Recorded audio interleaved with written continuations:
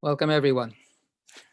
So we are in Pirkei Avot, chapter 2.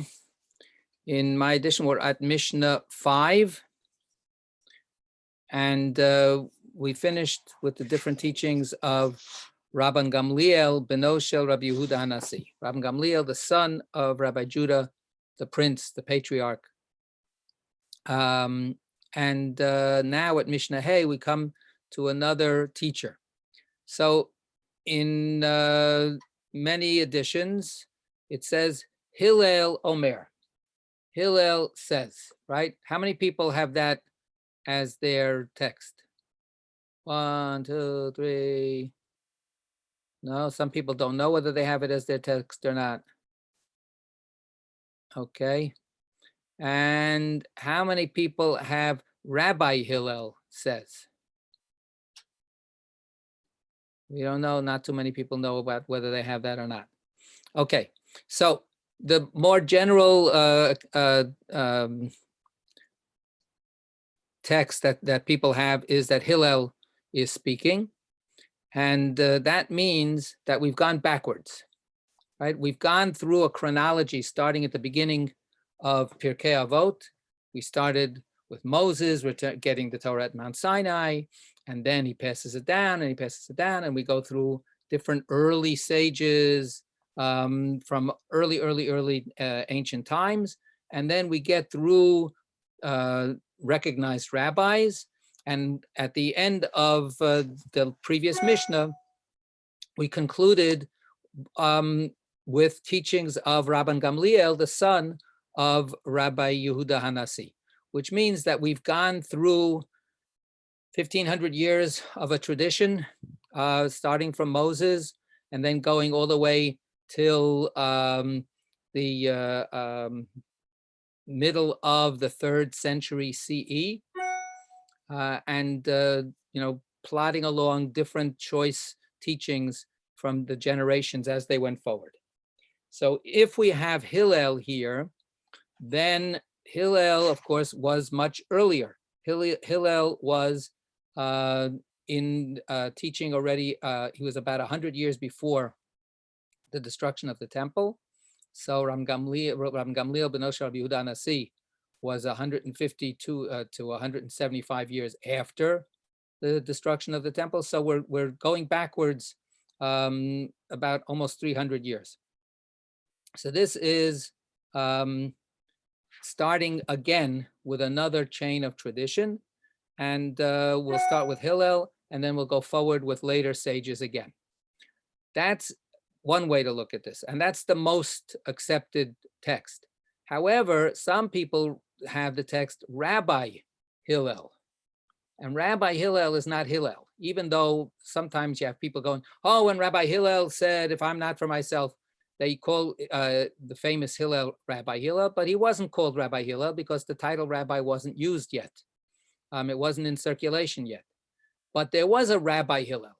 Who was Rabbi Hillel? Rabbi Hillel was the son of Rabban Gamliel, the son of Rabbi Yehuda Hanasi.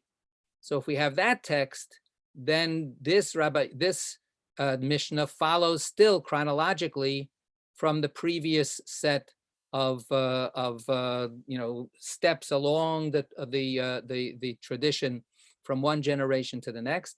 And this is actually the son of the teacher who we just were looking at. So that's the difference one little word can make. So are we going forward in time to the son of the previous teacher, or are we stopping and now going backwards in time to one of the paradigms of the beginnings of the self-conscious rabbinic era, Hillel himself? Okay, so that's, as I said, most readings have it as Hillel, and we're going backwards. Yeah, Adam. I was just curious, why is it that it's more commonly accepted that we're going backwards? Is it because of the content, or? It's because of, as you'll see, what happens is we go backwards in the next Mishnayot afterwards. After we finish with this his set of teachings, we're gonna be earlier teachers already again, who are students of his. number one. Number two, in terms of the manuscripts that we have, most manuscripts have it as Hillel. Okay. Okay. So, all right. Who'll do us the honor, please? Let's get our usually pretty much consensus translation first. And then we'll see Bill is here. You have your Rabbi Shapiro translation. So we'll have an interesting juxtaposition, I hope. Geraldine, thank you. Can't hear you. Sorry. You want number 5. Yes. Hillel. Yeah. Hillel taught, do not withdraw from the community. Do not be sure of yourself till the day of your death. Do not judge your fellow human being till you stand in his situation.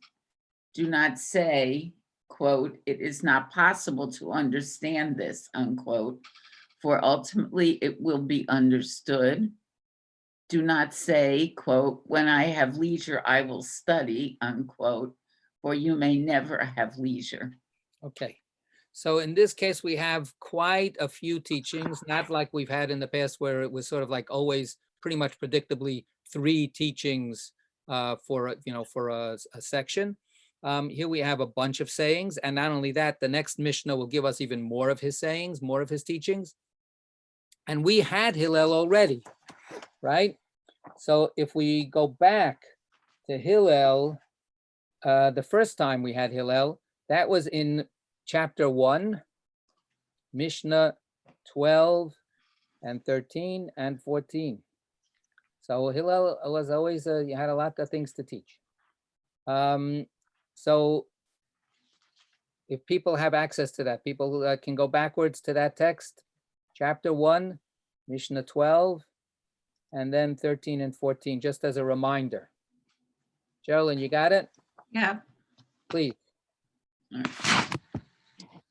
Hillel and Shammai received the tradition from them. Hillel taught, be a disciple of Aaron, loving peace and pursuing peace, loving your fellow creatures and attracting them to the study of Torah. Keep going. 13 is, this was a favorite teaching of his.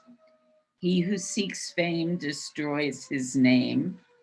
Knowledge not increased is knowledge decreased. One who does not study deserves to die. One who exploits Torah will perish. And the next one. This was another favorite teaching. If I am not for me, who will be? If I am for myself alone, what am I? And if not now, when? Good, thank you. So, okay, that was just as a kind of a refresher. You don't have to go through all the various definitions in understanding that and translating that and so on. Okay, but let's keep that if we can in the back of our minds to see if there are any connections or relationship between what we have in that previous set of teachings of his and what the concerns are here. Okay, just very quickly, I would say you have a couple of things. First of all, the preeminent value of Torah, right? That Torah is super, super important. And that if you don't study Torah, then you're not worthy of living. You shouldn't misuse the Torah, right? Also the value of peace, right? Be from the disciples of Aaron, loving peace and pursuing peace and bringing people close to Torah.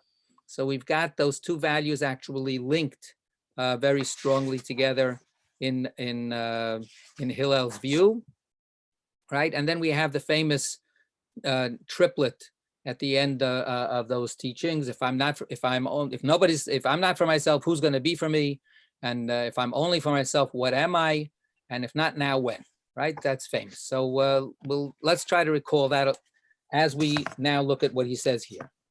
So now, anybody before we get to Rabbi Shapiro's translation, anybody have any modifications of the translation as read by Geraldine? So Rita, okay.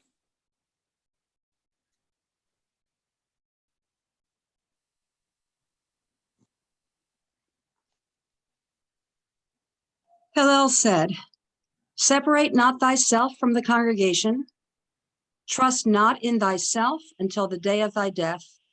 Judge not thy fellow man until thou art come into his place. And say not anything which cannot be understood at once, in the hope that it will be understood in the end. Neither say, when I have leisure, I will study, perchance thou wilt have no leisure."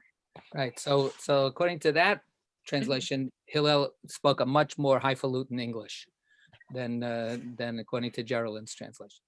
But So not very different. there's a little bit of difference. We're going to get. There's one major difference in the middle there, but we're not up to that yet because we're going to go step by step, a little bit at a time, right? Okay.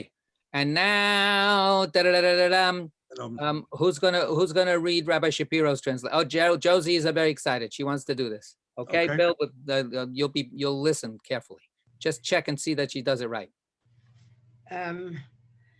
Hillel teaches, do not abandon community. Do not be certain of yourself until you die. Do not judge others until standing in their place. Do not abandon the new simply because it is new.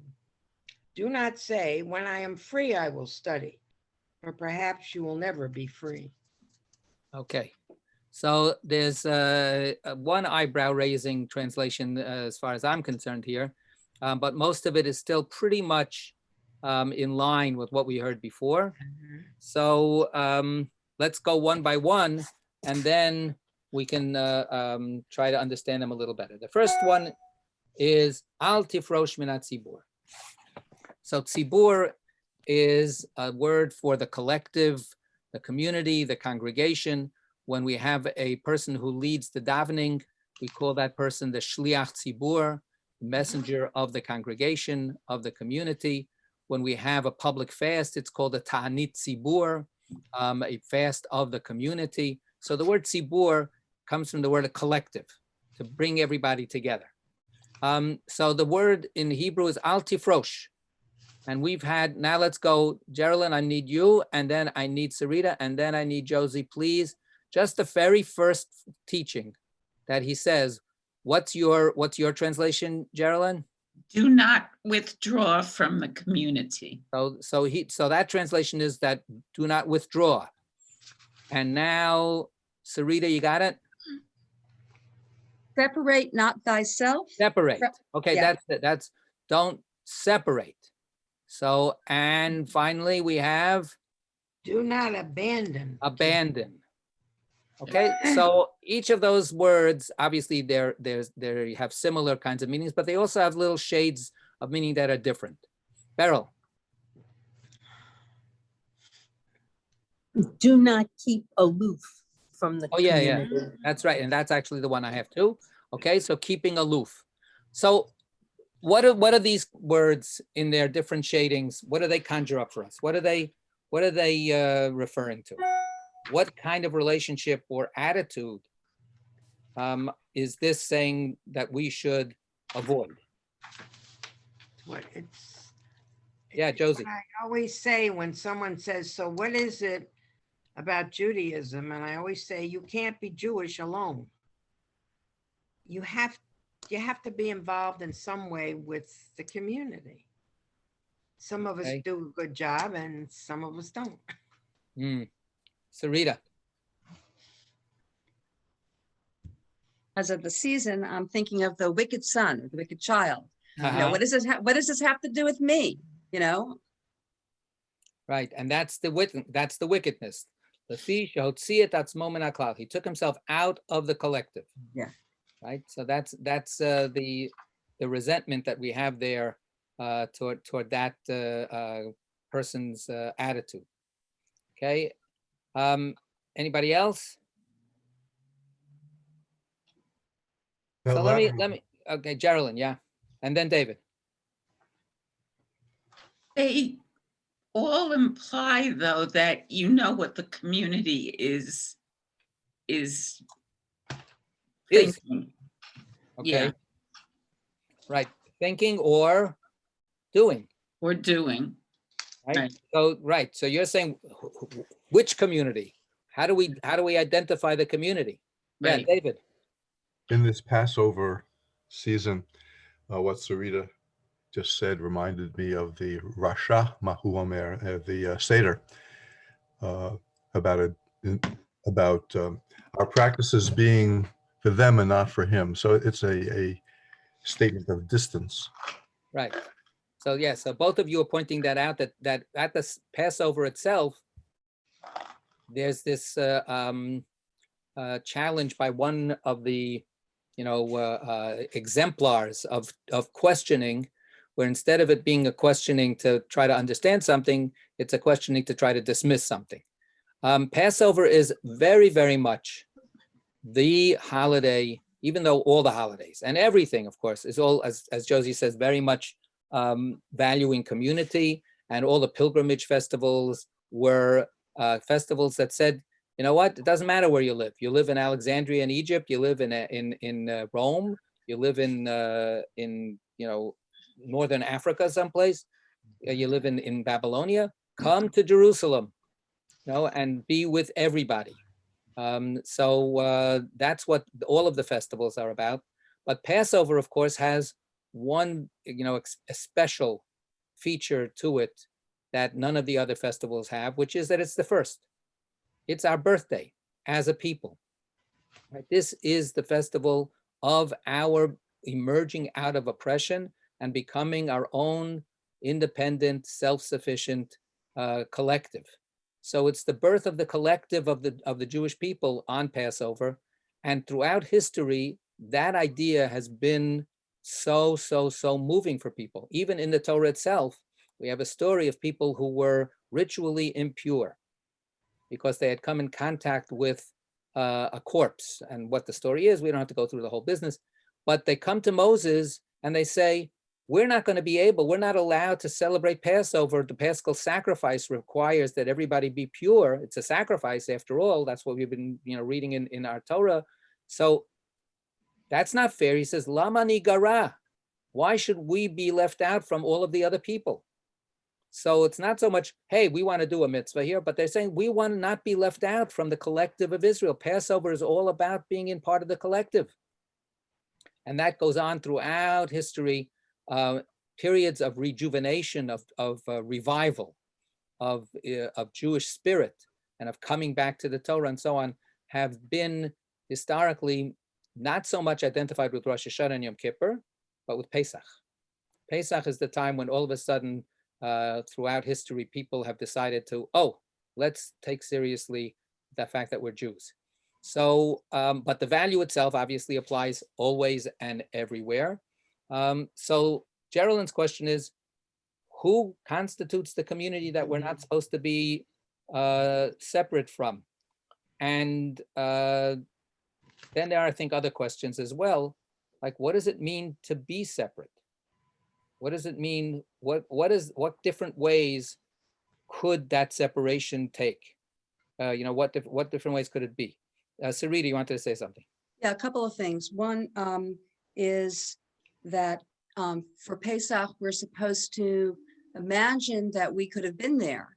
So the sense of what we are part of, I think there's a certain particular kind of sense of this spanning the generations who we're a part of.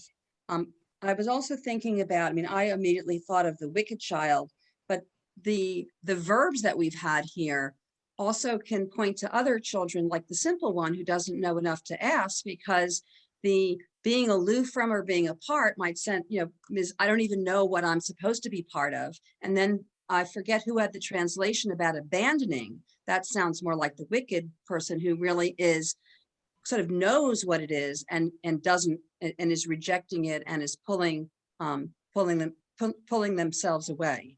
Right. So I think that it's more the when Hillel is talking to people and saying don't be separate from the community. Geraldine's point is you have to have at least some kind of knowledge of a community that's out there, and then it's up to you. So a person who doesn't know what's going on is not subject to this admonition, They don't know there's a community that they're separate from. So this is really about attitudes and actions. And that's why I'm saying, what exactly would it be like to do the things that Hillel doesn't want us to do or to feel? Josie. I was going to comment that the word abandon is even stronger than separate. Separate means you just sort of walk away, but abandon means you have a sense of something there that you don't want anymore. It's much stronger. Rejection.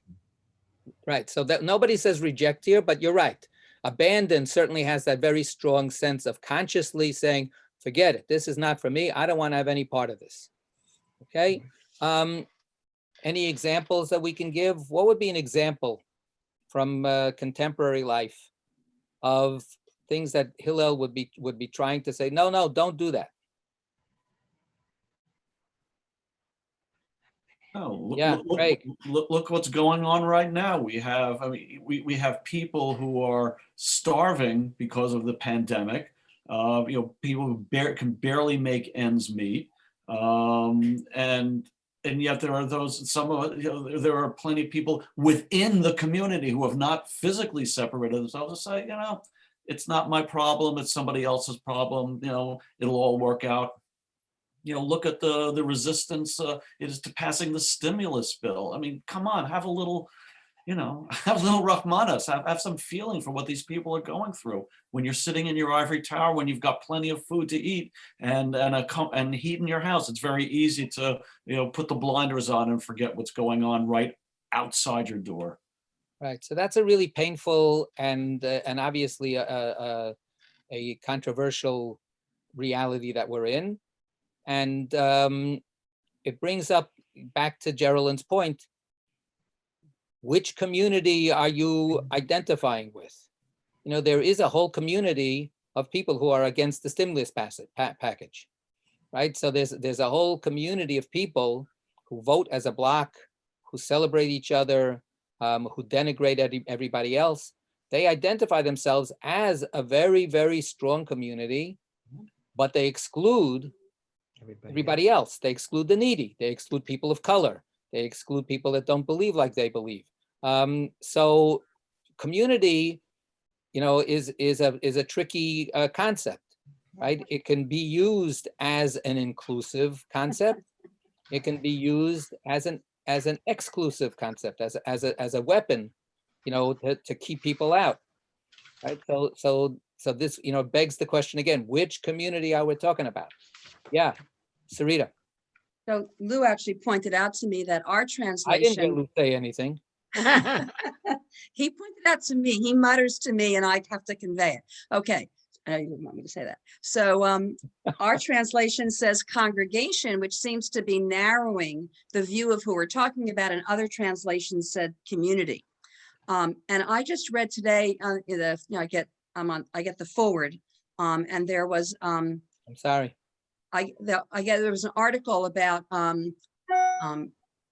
Jews who were Asian, and hearing from other Jews, oh my God, we've already had to, talk about, people of color. Now we have to stand up for Asians as well. And they're saying, yeah, yes, you have to, but also we're part of your community. There are Jews who are of Asian descent. So, I mean, this idea of who is a member of the community, and also, are we just supposed to be, this goes back to what Hill, are we just supposed to be for our own narrow community? Are we supposed to also think about the wider community? Who are we if we only think about our own community? Myself. Right. So we've got a, competing and sometimes conflicting pulls on us, but the community is always in the center there as a pusher or a puller. Yeah. Bill. Yeah, to Sarita's point, Rabbi Shapiro has a note for that first line about do not abandon community. And he talks about community as being the world. No matter how unjust the world may seem, your task is to move it toward justice. So he is obviously identifying all of humanity as the community of which we're a part. Right. So here you have a very tricky and contentious issue. Jews that decided to become universalists. They became communists, you know, and you know, they decided the way to fix the world is to forget about these religious divisions and these ethnic divisions. I don't want to be identified as this little shtetl creature. I'm going to be, you know, expansive. Rosa Luxemburg was notorious. Now, she was notorious. I mean, I know about this. Other people may or may not know, but she was very explicit. She goes, I care about everybody suffering except the Jews suffering. I mean, he was this Jewish woman who had very, very high ideals about fixing the world. But she felt that being called to be concerned about Jews was a betrayal of her principles of fixing the world, because it was too particular. It was too parochial. So she, you know, she just rejected it completely. So is she embracing the community, or is she abandoning, and even, to use David's word, even rejecting her community, right? This is a very, very painful dilemma that many, many Jews and other groups as well, you know, the whole idea of passing, right? The whole idea of, can I, you know, somehow get accepted in the majority culture without being identified as part of this group that I actually come from, right? If I'm light enough skinned, can I you know, get by without being identified, you know, as a person of color? These are terrible, terrible pressures that get put on people because they don't want to be part of that persecuted group. They want to be part of the other community, the community that has it all, the community that succeeds. So it's about sometimes choosing the community that you want to be part of and choosing which community you want to reject. Right? I want to reject the community that Craig, you know, described, that doesn't care about the needy, that doesn't care about that people that are working hard but are shafted every day. I want to reject that community. So then the question is, which community do you choose? And with this, we're going to close. I'll have the last word. I still recall when I you know, was applying for the job here at Shomrei to be your rabbi. Somebody sent me a note that says, I see that you're part of these groups that are very critical of Israel. And is that true? And the person was not happy with that. They were not, you know, they thought I was rejecting the community. They thought that, you know, and of course, you know, criticizing Israel is a big, you know, conversation today about, is that rejecting, is anti-Zionism, anti-Semitism, et cetera, especially for a Jew. And what I said to this person was, yes, I'm a member of this group and that group, but there is not a single group that I'm a member of that I agree with completely, including the group called the Jewish people. So you pick your group, and if they align with your basic fundamental values, then there's plenty of wiggle room. There's plenty of time to argue about this particular issue or that particular issue. But what are the basic ideas that a group stands for? And that's what you need to identify with. So that's what I said to this person. So yes, fundamentally, I agree with J Street, and I agree with New Israel Fund, and so on and so forth. Even though there might be a particular thing that I disagree with, but I will say, no, I'm part of this group. I'm part of that group. So joining a group and not rejecting a group is a whole struggle because no group is perfect, you know, and you're the only person that is perfect. You're the only person that knows everything, you know, knows the truth completely, and everybody else doesn't. So how do you keep, you know, connected to all of those people that don't see it your way? All right, to be continued. Next week, we're not going to continue, and the following week, we're not going to continue because it's Pesach, the holiday of celebrating our freedom to be part of a community, right? So many people think community is a constriction on your freedom.